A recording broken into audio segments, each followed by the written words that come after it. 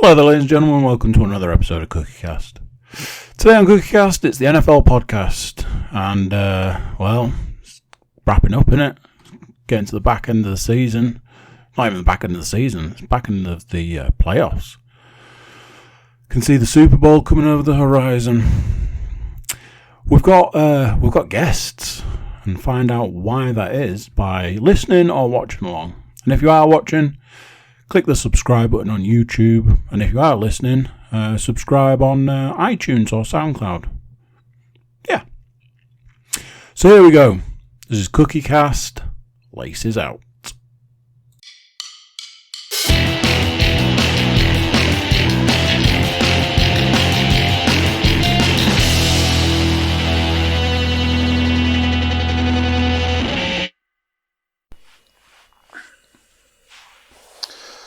Righty tighty, here we go. Look, we're off. So we're really mixing it up this time. For you listeners, you can just hear my voice right now. For you YouTube viewers, click the subscribe button. I mean, what? For you YouTube viewers, you'll see a multitude of people. Myself, the glamorous co-host that is Mr. Paul Williams. Hello. Podcast alum, as he will always be known, Mr. Rob Rafton. Good evening to you, sir. Evening, gents. And what I presume is a man supporting in solidarity for his fallen brethren, Mr. Matthew Moore. How are you, sir?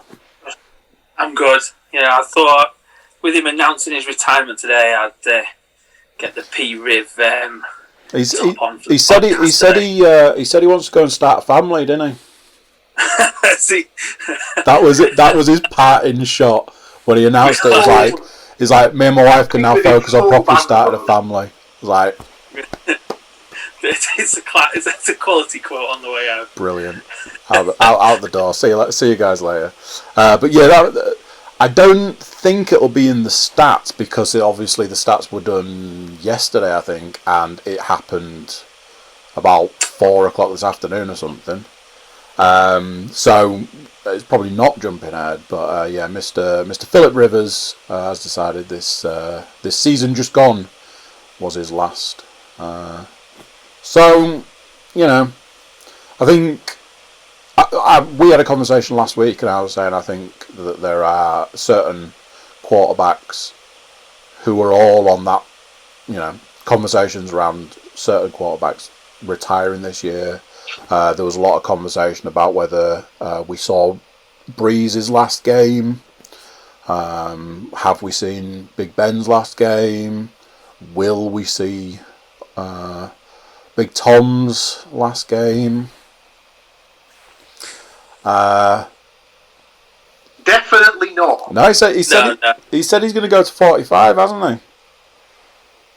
Was it a 2 year? Is it a 2 year contract? A season. Yeah.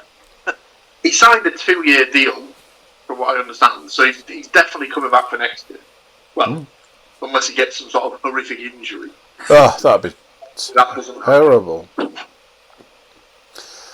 So, at this point in time, the listeners like, which podcast did I tune into? Sorry, ladies and gentlemen. We're absolutely here doing laces out in fashion. We've got guests and everything. So there's a reason that the guests are here, and we'll get to that shortly. Other than the fact that we love seeing beautiful faces.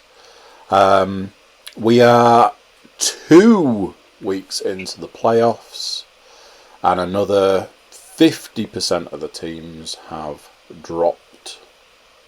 We will be seeing the divisional games this week.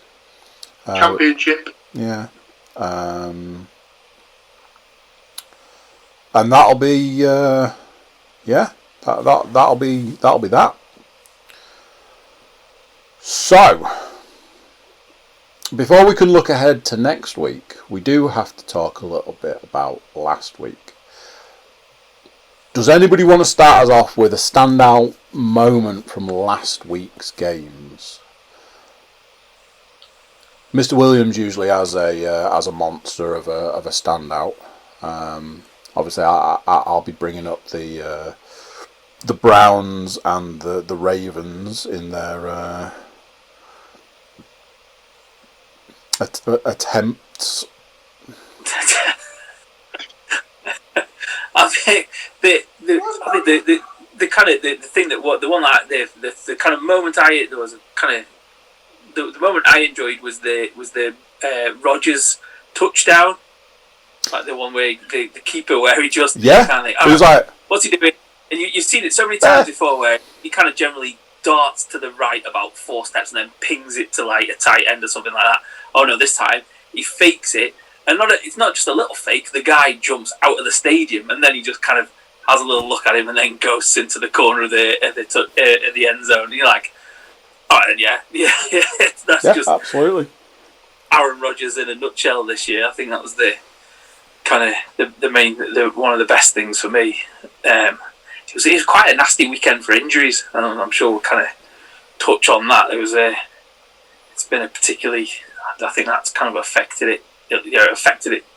Didn't really affect the result that much this weekend, but it could affect it next weekend.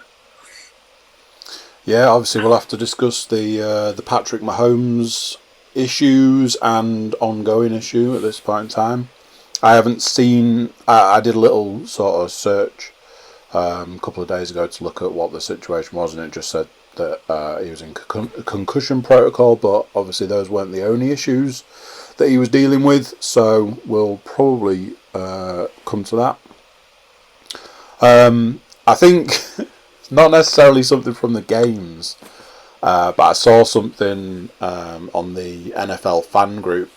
I think it'll have been Monday, and it was a picture of Michael Thomas, but it was set up to look like a missing persons ad, and it was like, has anybody seen this man? Last seen throwing shade on Twitter, and apparently it was that he tweeted that he'd woken up feeling hungry or woken up aggressive or something like that, and then when I watched the game, I think he got one mention in that entire game. He was like 0 yards, wasn't it? Yeah. Yeah. Hell of a stat line, 0 yards. I mean, he's just been missing all season. It really is the game that he had on Sunday night. Just summed up basically the season that he's had. Anybody who drafted him this year, sorry, Stu, was shots fired. Has been because he got rid of him, didn't he?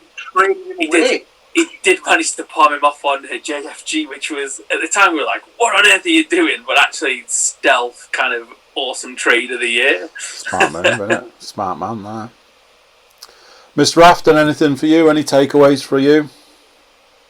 I think the big takeaway was Patrick Mahomes' mum on Twitter after the game. It's so hilarious. Trash football. Shouldn't be hitting my boy like that. What a good mum. Yeah, Twitter's an interesting place, and when you start adding NFL sports personalities and their families into the mix, it just becomes even more of an interesting Just a proud parent, and why not? Absolutely, and why not indeed. Exactly. So, I have a suspicion, very much like the week gone, I have a suspicion that I already know that the predictions will have come down to one game, and I'm already aware of the way that game went. So, yeah, I'm pretty sure I know how the predictions went. Paul, would you like to enlighten us on how those predictions went? All I'm going to say is, if you journey back to last week, I did say that there was I was the only person on a particular island in a particular game, and that just happened to be Bill's Island. You were a member of the Mafia, weren't you? I was, yeah. Straight up Bills Mafia. Yeah. Like I said at the time, I felt that not enough respect was being put on Josh Allen's name, and so it was proved. I agree, and I'm pretty sure I said at the time that it wouldn't surprise me in any way, shape, or form that the Bill, if the Bills won that game. Having watched that game, it's another one for me that falls into the category of did the Bills win or did the Ravens lose? It was I felt that was very much a game that was won on defense. The Bills' defense were just absolutely monumental in that game, and the Ravens just could not get it going. Again, not the first time we've seen the Ravens go to a playoff game and just not even get out of the gate. So it is what it is. It's something that's been really, really entertaining. Is I'm listening to Bill Burr podcasts from like September, October time, or I have been, and he's been talking about how Cam Newton is absolutely going to get it done for the Patriots, but is anybody worried about this Bills team that's going? And I'm like, holy shit. My favourite is where he's like, right, I'm just going to pause it there, and I'm going to come back and hopefully be talking about a Patriots win, because I'm just going to go and watch the Patriots game. It goes quiet. It starts up, yeah, we lost. And I'm just like, yeah, get used to that one, Billy boy. Come on. But it's just where he's like, every time he talks about like various teams and stuff, he's just like, does anybody think we should be worried about these Bills this season? I'm like, well, they got a whole lot further than you boys. But yeah, he's another one of those Patriots fans that's absolutely loving the Buccaneers this season. Look at the Bills' defence when they actually played the Chiefs in the rounds. They marshalled Mahomes really, really well. And the running game was on form that day. So you never know. If Mahomes doesn't play and isn't fit, you never know. Honestly, it's a game that could end up being one of those where you're like, that Bills defense is dangerous. Like, super, super dangerous. Like I say, I personally feel that game was won on defense. So yeah, I think like Josh Allen hasn't played. I wouldn't say he's played brilliantly all the way through the playoffs as well. I think he's kind of done what he's got to do at the time when it needed to be done. So like 2 weeks ago in the wild card round, you know that like 80-yard drive at the end of the first half, that was insane. But before that, it'd kind of been a little bit hitty and missy. Then he kind of picked it up in the second half. Last week, again, you know, there was some misses. There was some kind of, it looked a bit kind of like the Josh Allen that everyone was laughing at a bit. And then kind of turned it on, and obviously they got like a pick six kind of thing. And Lamar just wasn't good, and then obviously was not knocked out, literally and metaphorically, of the game. You know, and I think that it's going to go one or two ways. Either the Bills were a very good, like, main season team and not good enough for the playoffs, or this week's just going to be absolutely insane. Because if the whole Bills kind of thing comes together, it could be a really good game kind of thing. Because I think they're probably the closest team to matching the Chiefs. Kind of looking at it overall, kind of thing. So it should be quite a good game. Like I say, I think this Bills team is dangerous, and I think if you put all of the, like you were saying, if you put all of the working parts together at the right time, that's a winning team. Hands down, that's a winning team.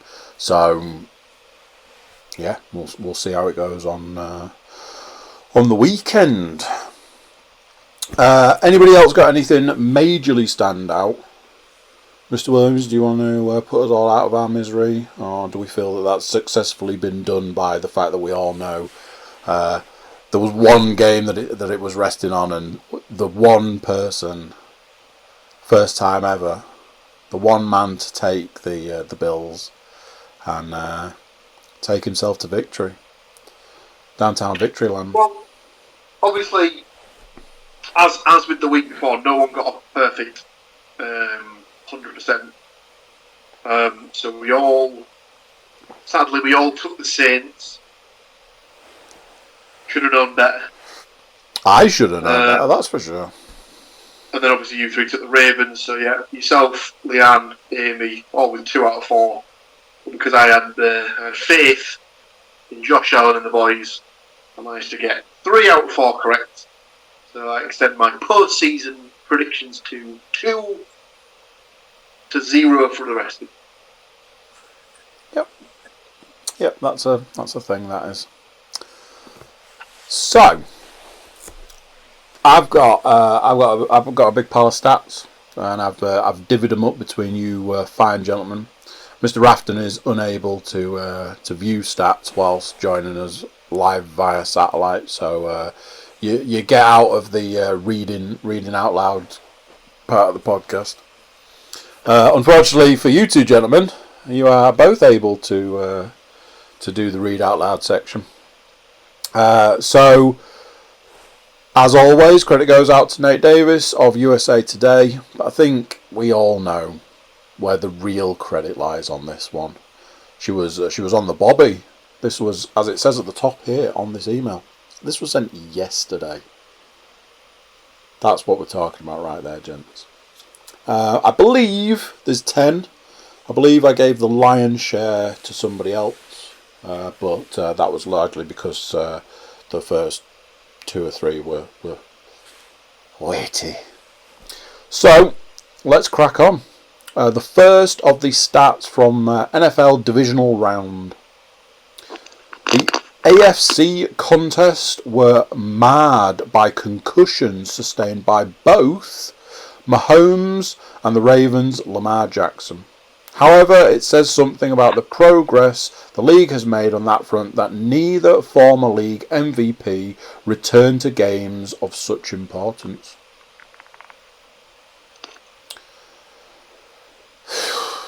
Meanwhile, Brady got the last laugh against Breeze in what will likely be their lone playoff meeting in what was probably the final chapter of a rivalry that began in the Big Ten, when TB12, then TB10, played for Michigan, and Breeze was a Purdue Boilermaker.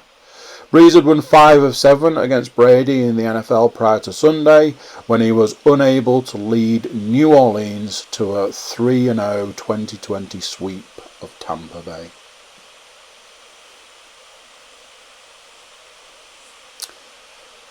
The Buccaneers, who play in Green Bay next week, are 1 win from becoming the first team in NFL history to host a Super Bowl in their own stadium.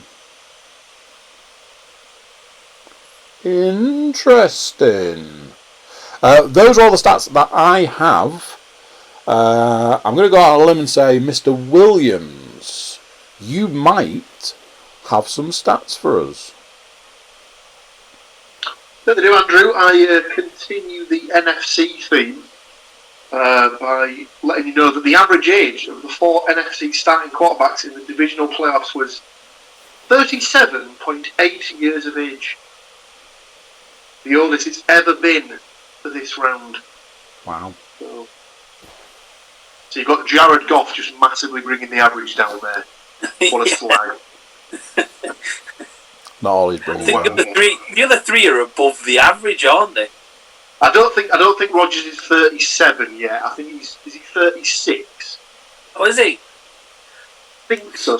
I think they gave his age at the weekend, and I think they might. 38. I thought you. Do you know what? As it stats, let's check. Right. While you're checking, I'll give my NFC one. The Saints are the 5th team to score at least 30 touchdowns, both on the ground and through the air in the same season, and not reach the Super Bowl.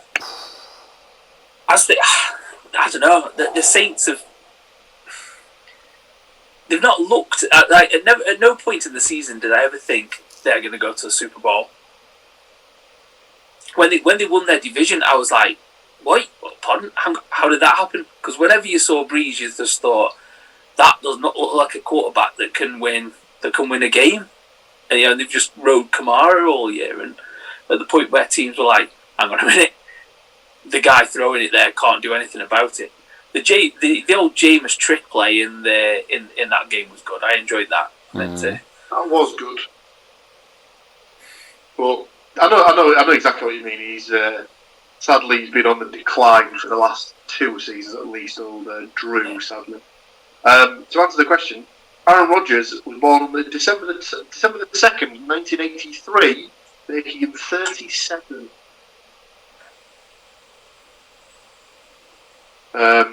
We'll dive back into the stats. The Bucs-Saints match was the first playoff game featuring 2 starting quarterbacks north of 40 years of age, and also had the highest combined age, 85 and a half-ish years. Also the highest combined age of starting quarterbacks for any game in the league's 101 seasons. No fucking shit. It was also the first time the league's 2 all-time leaders in touchdown passes squared off in the postseason. At the other end of the spectrum, the average age of the 4 AFC starting quarterbacks in the divisional playoffs was 24.3 years of age. The youngest for this round. Breeze, we have to caveat this, who played his final game Sunday, according to multiple reports, is apparently departing without an elusive second Super Bowl ring, while suffering the first 3 interception game of his playoff career. So we'll switch up a little bit and go to the AFC. After surviving Mahomes' absence, Kansas City remains on course for the first Super Bowl repeat in 16 years. The 2003-2004 Patriots were the last champs to successfully defend. And finally, so just going to switch back over to the NFC. The Pack hasn't hosted an NFC Championship game since 2007, when Brett Favre was the quarterback, and hasn't won one at Lambeau Field since the 1996 season, when Brett Favre was the quarterback. There you go. The fact that Rodgers only has only one Super Bowl ring and has only been to the Super Bowl once is an absolute scandal. It's just... Breeze, really. Both of them. You'd say that both of them are like... Obviously, Breeze has only just been overtaken by Brady as the touchdown passes. We laugh about the NFL stats quite a bit. But the passing yards thing... Was it the passing yards or touchdowns thing that's gone on this season has been absolutely ridiculous, because it's gone from one to the other, week in, week out. Oh, Breeze has just broken the record again. I'm like, it's because the other guy's playing later. Just wait till the end of the season, and then the next one he's going to play next week. So should we just when they retire, let's see where they're at, shall we? It's just so annoying. I'm glad they just didn't drop the confetti every time, because they do love stop the game and clap for a bit because he's just broken a record. Yeah. Right then, I'll finish it. So it was a bummer of a Saturday for Jackson, whose first NFL red zone interception. He'd previously thrown 49 consecutive touchdown passes inside opponent's 20-yard line, swung what was nearly a 10-10 tie into a 17-3 Bills lead after cornerback Tyron Johnson took it 101 yards in the opposite direction. Jackson was injured shortly afterwards. I saw a clip the other day of the cornerbacks combine thing. When they do the thing where they have to catch the ball. Completely misses the first one, twats him on the side of the head. It's absolutely hilarious. That was funny. And then the last one I've got is, let's recognise the Tampa defence that forced 4 turnovers Sunday, partially thanks to the budding youngsters like linebacker Devin White, cornerback Sean Murphy-Bunting, and safety Mike Edwards. Yeah, it was quite an impressive display, really, by the Tampa defence that can be not great at times. Is that a polite way of putting it? Somewhat maligned Tampa Bay defence. Yeah, you'd agree with that. Some weeks they're awesome, but then some weeks they just do stupid thing after stupid thing. You know, Indomitian Sue is one of the D lines. So it's kind of like, yeah, I'm fine. It's kind of Yeah, I'd seen a lot of people saying that if that had been the Super Bowl, they'd have happily taken it. And having watched it, I was like, I mean, it was a game and a half, that's for sure. So yeah. Now then, at this point in time, I've got a little countdown going, telling me that the video is going to run out, like in the time when movies were made on film, and it'd eventually run out. So what I'm thinking at this point is, we might stop and start. For you people at home, a mere moment. For us, the time it takes me to write down all the numbers and things. We might stop and start, and then what we're going to do is we're going to go through why our guests are here, and then elaborate on it. So, as they say in the horror movies, we'll be right back.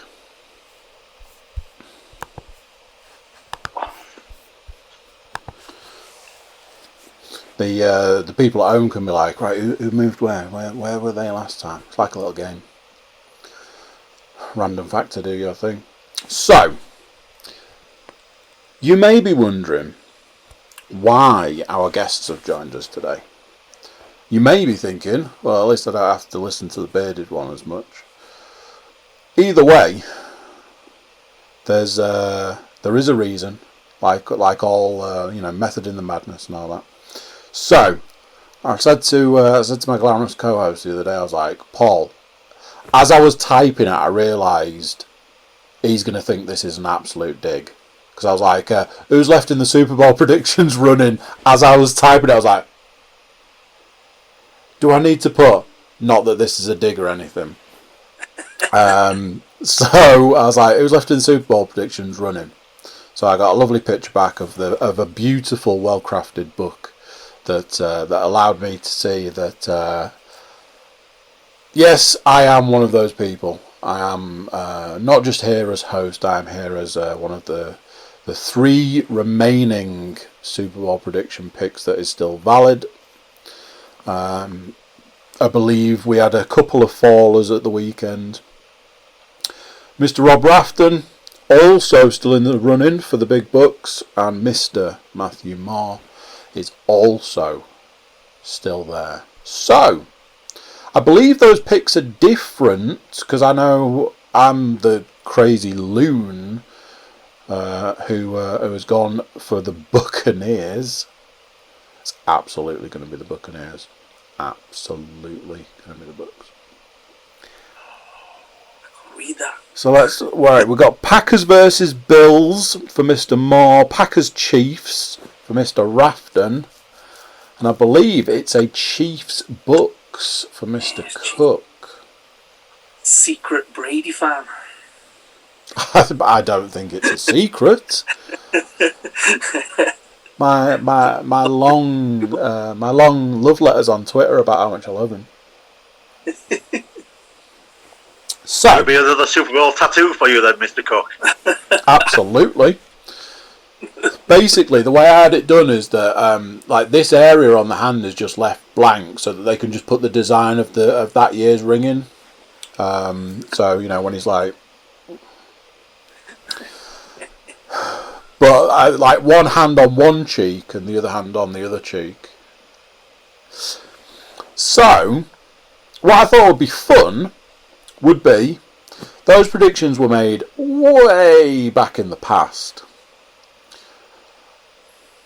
Do we think at this point in time, having seen all the games up to this point, having seen what games we've got left to deal with, do we think at this point in time that the pick we picked a million years ago is A, still valid, B, still likely to happen, and do we still maintain our faith in our picks?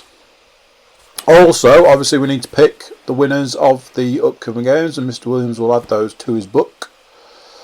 And there we go. So, Paul, pick pick someone to go first. I was going to say, why you pick me?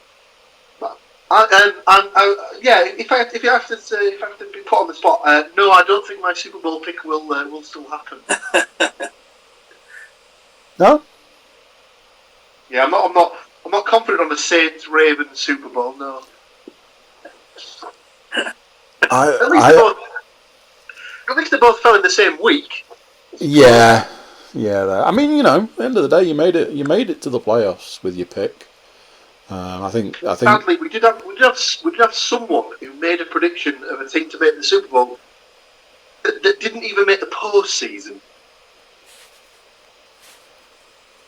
Was that Matthew, and did he pick the 49ers? No, he didn't pick his own team. It was actually Mr. Forrester Gray. Did he pick the Cardinals? He didn't. No, he picked the 49ers. At least he didn't pick the Broncos, yeah. Well, he went 49ers Steelers, so he was done before the postseason, and then in the first week. Okay. So, well, I'll tell you what, Andy. Seems that you're the first name in the book. Why don't you give us your reasoning as to whether you think that'll still happen, or if you want to change your mind? I absolutely think it's going to happen. Absolutely. Okay. I've been writing this story for the past week after I saw that Bucks Saints game. I believe the Getting Over crew have a little message, and there was a lot of backwards and forwards going on the little group chat. And I entered into this arena by saying, having seen TB12's performance in the last year, I might have to concede and say that he could possibly be the best quarterback there has ever been. As a person, as a human being, I would question, but quarterback-wise, fair enough, I might have to concede. Having seen last week's game, I'm so glad I picked the Bucks to go to the Super Bowl. They are absolutely going to the Super Bowl. I'm pretty sure that I picked a Chiefs victory, and I'm pretty sure I picked Mahomes to get MVP. As far as the Bucks concerned, you absolutely did. Yeah, as far as the Bucks concerned, leave it that way. But as I like to do each week, edge my bets. I wanted to go on record that I absolutely think the Bucks are going to win the Super Bowl, and I absolutely think that Brady's getting MVP. Something I meant to bring this up earlier, and I felt it smells. I'd prepared this previous to this. There is something that the Bucks absolutely need to do, and no matter how much I love him, no matter how much I was elated to see that he'd returned to the sport, they need to tell Robert Gronkowski to sit his bottom on that bench and to not get back up until this is all done. He is a liability on that team. How many times did he not catch or drop that ball at the weekend? That's stuff that loses your Super Bowls at this rate. So I think they need to tell Gronk to go back to being the 24/7 champion, and yeah. So as I say, edging my bets on this one. As far as the Bucks concerned, I do still think that it's going to be. I do think it's going to be Bucks Chiefs. I do think that's dependent on Mahomes' eligibility and things like that. But I do think it's going to be Bucks Chiefs. But I've been saying it all week. It writes itself. We get to listen to another commentary for another Super Bowl about how Tom Brady is, quite frankly, the greatest of anything. The greatest anything. You name something, he's the greatest or at it, of it, or any of those things, and he is absolutely getting another ring. And then we'll never hear the end of it. So there we go. That is my prediction as far as the standings are concerned. Right then. Well, as it reads in the book, Matthew, it's you next, sir. Like, I kind of when you text me, kind of saying, oh, you know, your prediction is kind of coming through. I was like, I seem to remember coming on here and hedging my bets already and going, those Steelers are looking fucking good at the moment. They're gone unbeaten. So I feel like a little bit of a fraud because I was like, oh, I might have to jump off the Bills. I think at the end of it, after kind of doing my little dance around it, I think I still stuck with the Bills. I'm very kind of in the way that you're confident with your favourite quarterback. I'm very confident on the opposite side of that with Rodgers. I think from like everything you've seen from Green Bay for the past, like even leading into the playoffs, they look good, and then they just got the job done for the past week or two. And then there's part of me thinking, are the Bills get? You know, it's still that kind of thing of it's the Bills, and they're going to screw up at some point, but they generally do it in the Super Bowl. So part of me's kind of I'm going to stick with. I am going to stick with I think I'm going to stick with the Bills because I think even if Mahomes does play, I think there's that element of like the other week kind of because obviously they don't put the Bills on very often. I didn't realise how big Josh Allen is. The guy's huge. I just couldn't believe, like 6'5", and obviously put on some muscle and stuff like that. Because the first year or two he looked scrawny, and at the moment he just looks jacked. And the way he runs with the ball as well, I think I'm going to stick with it, and I'm going to stick with. I think did I say Rodgers for MVP in the? I think we're Packers with Rodgers to be the MVP. And just to let you know. After I did that first podcast, I went and found the odds. I got 20-1 for that, so I've got a fiver on it. So nice. Do you want to put a small side bet on that this will be the beginning of a 4-year period where the Bills make the Super Bowl and lose every single one again? I mean, it'd be great, wouldn't it? Just be poetic. What bastards. I couldn't possibly comment on any sort of betting on the Packers to win their division at all.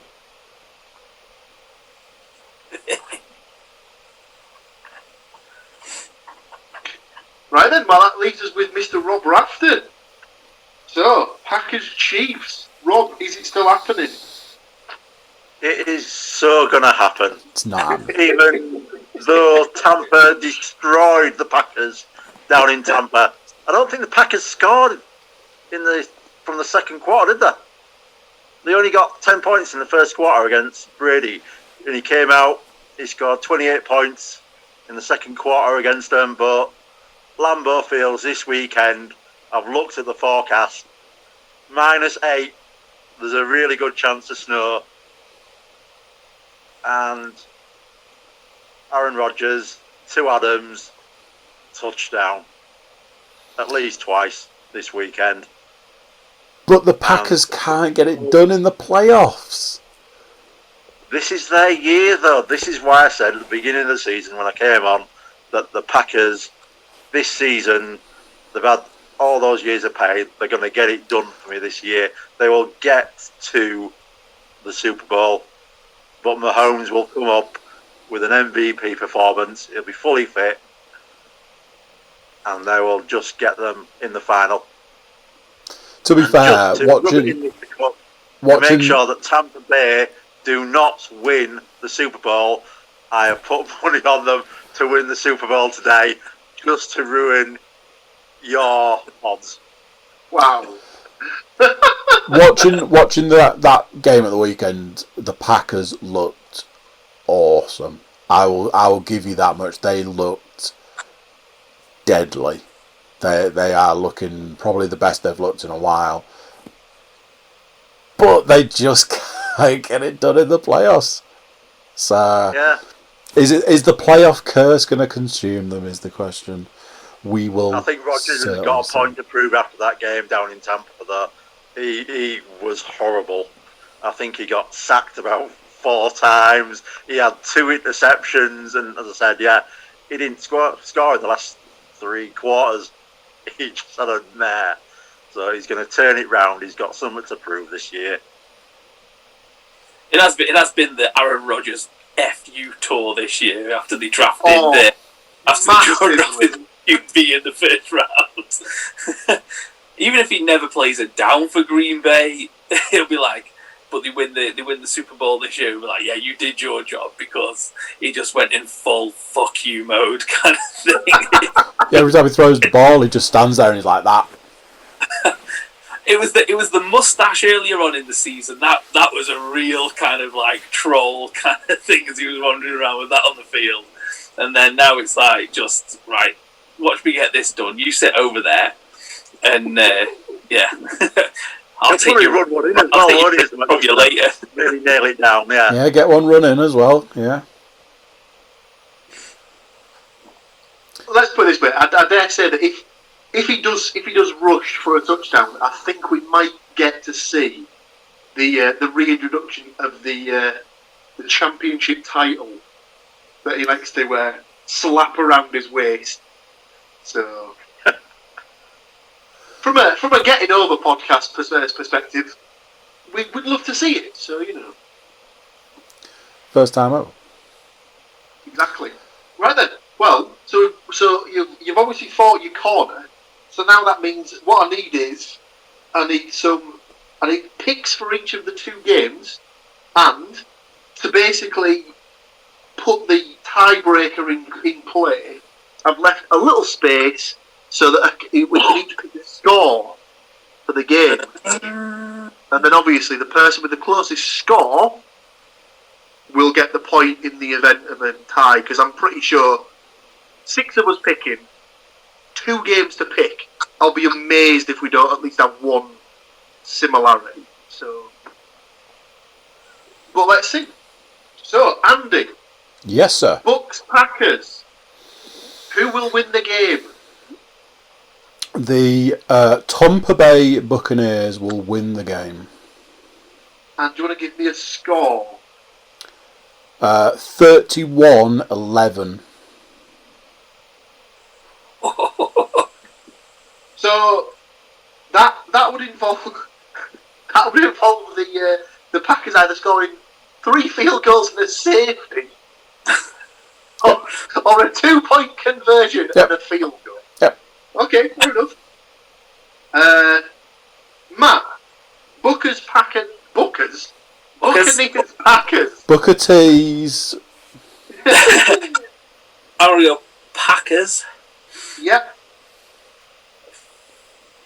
24-18. And to finish out this particular round, Rob. Packers 23, Bucks 17. 23. Just for the people who were listening and not watching, I've gone for the Packers to win 33-25. Sounds like 3 points for me, that gentleman. 3 points. So I'm 1 point up already. Lovely. There's still 2 ladies to pick here. Cocky. Right then. Bills Chiefs. I have gone for a Chiefs win, 31-28. Rob. Chiefs win 28-16. Banking on Mahomes playing then. Yes, please. Matt. Obviously, Bills. Mm-hmm.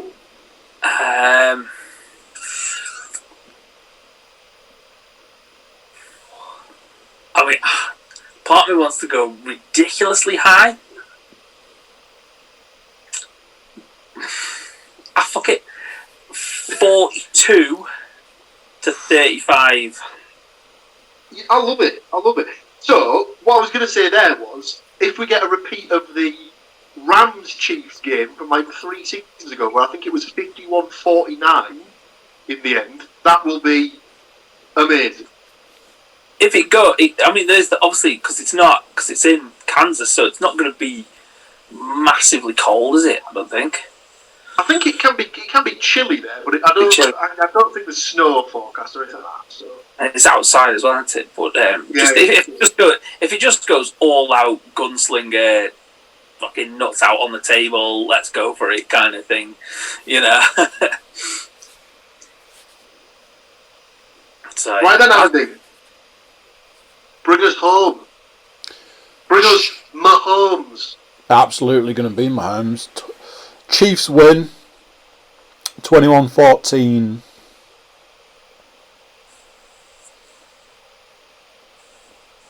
Interesting.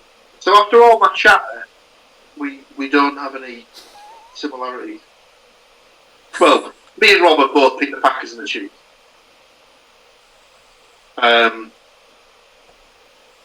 There we have it. It's done. It's committed to the book. Down. Some would say the history books. Can't be changed. I mean, it could literally be changed if I just, do what I did with these 2 pages and just rip them out. Wow. You made a mistake on a table. Was that your predictions ball, was it? Yeah. Pause yeah. It was. So I'd already put the first page in the book, and I was like, "Oh, there's going to be more than 4 of us." So I did it again with I was going to put 3 on each page, and then forgot how to spell my own name clearly. So I was like, "It's a new low. It's a new low." It's committed to tape or internet tape or whatever it is now that Paul can't spell his own name. I put Leanne's name second, and the book all the way through has been Andy Paul Leanne. So I couldn't do it to myself. Like the OCD wouldn't let me. I love it. It's brilliant. So, there we have it, ladies and gents. Predictions all round. The pen is officially clicked to signify the end of the predictions. Has anybody got anything pressing? I think we covered Mr. Rivers' departure. There may be further departures to discuss. Who knows? We'll see further down the line. Are you signifying you have more information to give? There was one thing that didn't get covered in the stats, but I thought was an interesting stat that got brought up. Was that the Chiefs are the first AFC team who host the AFC Championship game 3 seasons in a row, which means that I think the Andy Reid is now the only head coach to host back to back championship games twice. Because he did it at the Eagles. Yeah. And obviously now he's in it again at the Chiefs. So, Big Red, the Walrus. He absolutely is the Walrus. Doing it for the big guys, isn't he? So, Yeah, too right. Good on. Anybody got anything pressing? I was going to say, you guys probably covered this last week, but just the whole Houston Deshaun Watson mess. It's just Honestly, it just keeps on kind of rolling along, and it just gets weirder and weirder by the day. And just, I don't know how one franchise can go from, you think, perhaps not Super Bowl contenders, but near enough to absolute just nowhere. I mean, they literally, it's kind of like, oh yeah, they could trade to Miami and get Tua and a load of picks, or they could trade him to the Jets and get Fields or Lawrence or whoever Jacksonville decides not to take, and kind of build a team from there. But God, in the space of 12 months, you lose Hopkins and Watson, and you're just left with, David Johnson as your running back, because that, hands up if you've been burned by him in fantasy. Paul, get your hand up for that. Say he's on my shit list. Like, people I will never ever draft again. Yeah, he's on there. So yeah, I just think it's kind of it's terrible. Yeah, they've let that standard of talent just walk out the door. Yeah, there was a guy, I don't know if you saw it on the weekend, but there was a guy called Peter King who I think he's a sports writer over in the States, and he came on to do a hit on Sky Sports at like the wee hours of the morning during half time of the Saints Bucks game, I think, and at the end they were discussing the Deshaun Watson thing, and then at the end of it he just basically left it with, let's put it this way: the Texans have been a franchise since 2002. This is without question the best quarterback they've ever had. Obviously, they're only what, 18 years old, 19 years old, or whatever. But it's easily, comfortably the best quarterback they've ever had. If they trade him away, it's a decision that will haunt the franchise for the next 25 years. Yeah, and it's absolutely true. They need to build bridges, they need to mend fences, they need to do whatever they can to keep him in Houston, because I know JJ Watt's a great player, but Deshaun Watson is that team. Yeah. JJ Watt's a figurehead now. He's not the player that he was. No. But he's there because of who he is. The person who's going to take him forward is Watson. I just... when you go, all right, name a Houston Texas quarterback, you think, oh yeah, Matt Schaub, and then you kind of have a little laugh to yourself, which is what I was like, who else has been a Houston Texan? And I was like, oh yeah, Matt Schaub was. Oh wow, he was shit, wasn't he? when they were the expansion team, they got the first overall pick, didn't they? And they took David Carr. Jesus. As the first overall pick. So, obviously, not even the best quarterback in his family. So...